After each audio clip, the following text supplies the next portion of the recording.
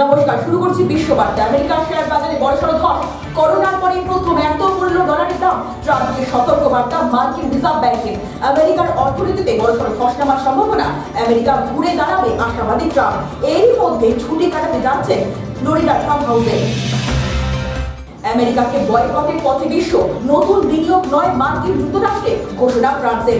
একই পথে ইউরোপ, আরও বয়কটের পথে। ট্রাম্পকে কোন ঠাসা করার উদ্যোগ, আমেরিকার পণ্যে আরও কর চাপানো ইউরোপ। গাজায় হামলা ইসরায়েলের, রাশিয়ার সঙ্গে স্কুলে হানা, মৃত্যু 112, সবে নারী শিশু। বিশ্বের সেরা অনাথ শিশু দেশ হতে চলছে প্যালেস্টাইন, বিশ্বজুড়ে নিন্দা ঝড়।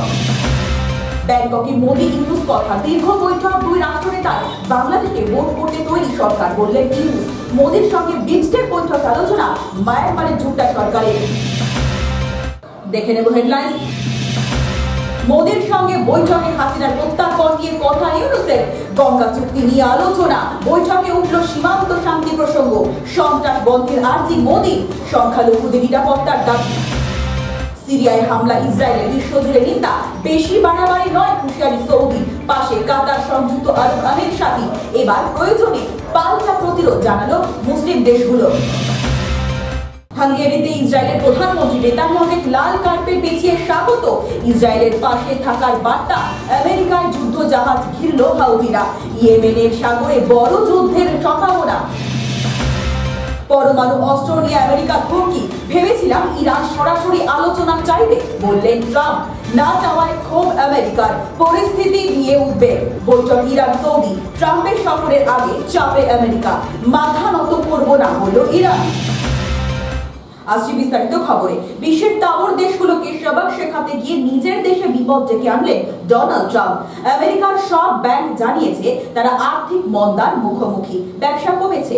এই অবস্থা থেকে এখনই ঘুরে দাঁড়ানোর কোনো উপায় নেই। করোনার পর আমেরিকার যে অবস্থা হয়েছিল সেটাই হবে।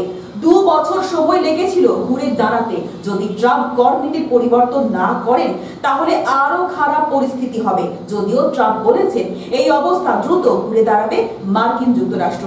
ডলার দাম যেভাবে তলানিতে ঠেকেছে তাতে আরো চাকরি যাওয়ার সম্ভাবনা। এই অবস্থায় ইউরোপ জানিয়েছে আমেরিকায় আর নতুন করে কোনো বিনিয়োগ করবে না তারা। আমেরিকাকে তারা যোগ্য জবাব দিতে চায়। আমেরিকার পণ্যে তারা আরো কর বাড়িয়েছে, ফলে লোকসানের মুখে পড়বে আমেরিকার সংস্থাগুলো। এই সপরিবারে ফ্লোরিডার ফার্ম হাউসে ছুটি কাটাতে যাচ্ছে ট্রাম্প। আমেরিকার ওপর চাপ বাড়িয়েছে চীন। তারা জানিয়েছে বিশ্বের বাজারে তারা সস্তায় জিনিস বিক্রি করবে, প্রয়োজনে কর কমাতে তারা রাজি। হালকা গাড়ি তারা আনছে বাজারে। আমেরিকার মিত্র দেশগুলোর মধ্যে ইসরায়েল ছাড়া আর কেউ নেই পাশে। কানাডা আজই 25% অতিরিক্ত কর বসিয়েছে আমেরিকার পণ্যে। তারা জানিয়েছে বাণিজ্য যুদ্ধের জন্য তৈরি। ব্যাংককে বাংলাদেশের প্রধান উপদেষ্টা মোহাম্মদ ইউনুসের সঙ্গে বৈঠক করল মোদি। বাংলাদেশের তরফ থেকে বলা হয়েছে অত্যন্ত ফলপ্রসূ হয়েছে। তিস্তার জল বন্টন চুক্তি, শেখ হাসিনার প্রত্যার্পণ, সীমান্তে শান্তি বজায় রাখা নিয়ে দীর্ঘ আলোচনা হয়েছে। আজ দুপুরে ব্যাংককে প্রধানমন্ত্রী নরেন্দ্র মোদীর সঙ্গে বৈঠকে বসেন মোহাম্মদ ইউনুস। ভারতের তরফ থেকে বলা হয়েছে বাংলাদেশের সংখ্যালঘুদের উপর নিপীড়ন হচ্ছে, ধর্ষণ, রাহাজানি বেড়েছে। এই পরিস্থিতি অত্যন্ত উদ্বেগের। বাংলাদেশের অন্তর্বর্তীকালীন সরকারকে এই পরিস্থিতির মোকাবেলা করতে হবে। সূত্রের খবর, ভারতের প্রধানমন্ত্রী নরেন্দ্র মোদী চাপ বাড়িয়েছেন বাংলাদেশের উপর। আজ প্রধানমন্ত্রী নরেন্দ্র মোদী বৈঠক করেন মায়ানমারের জুন্টা সরকারের সঙ্গেও। সেখানেও শান্তি বজায় রাখা নিয়ে দীর্ঘ আলোচনা হয়েছে। জুন্টা সরকার জানিয়েছে মায়ানমারের শান্তি প্রতিষ্ঠার জন্য তারা তৈরি। প্রধানমন্ত্রী নরেন্দ্র মোদী প্রতিশ্রুতি দিয়েছেন তিনি মায়ানমারের মানুষের সঙ্গে থাকবেন, সব ধরনের সাহায্য করা হবে। আমেরিকার প্রস্তাব মানল না রাশিয়া। ইউক্রেনের সঙ্গে যুদ্ধবিরতি প্রস্তাবে রাজি হলেন না পুতিন। আজ বিদেশ মন্ত্রী যান ক্রেমলিনে।